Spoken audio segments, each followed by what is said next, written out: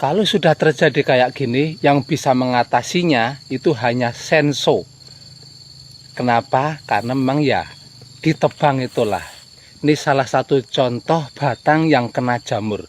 Kalau sekelilingnya dari tanaman itu sudah kena jamur, lambat laun di sekitarnya pun akan kena. Contohnya ini, akhirnya roboh dan ya tebang itu intinya.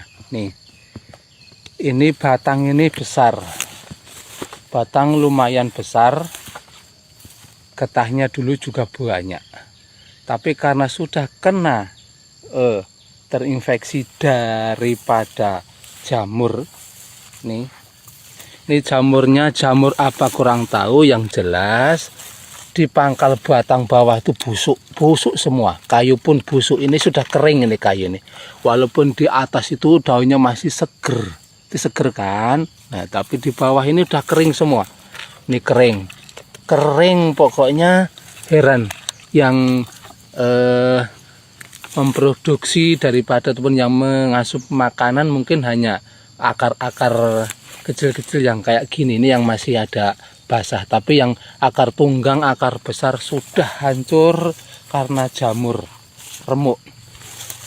Nah, jamur itu apakah jamur yang ini yang menyebabkan? Ini jamur apa? Monggo yang tahu komen. Apa memang sudah ada dasar jamur lain yang menyebabkan pembusukan pada akar tersebut? Ini dari bawah sana pun, nah, udah kering semua ini. Makanya dia tumbang dari pangkal. Aduh, ini sayangnya. Ini seputaran ini sudah kena semua ini. Ini punya tetangga sebelah sadapan kami. Ini sekitar ada hampir 20 batang ini yang sudah roboh. Ini udah nambah lagi satu roboh. Nah, ini biasanya nggak jauh lagi merembet, apalagi ini. Ini yang menumpang beban berat dari batang besar ini, yang roboh ini batang kecil ini. Ini nanti kalau nggak kena jamur, ya nahan juga nggak mungkin tahan dan kuat. Jelas jeprat ataupun patah.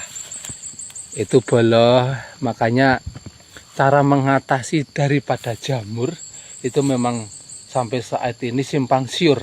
Ada yang pakai ini, tapi bukti nyatanya yang betul-betul memang bisa membunuh ataupun jamur itu tidak menjalar lagi ke batang lain itu agak sulit.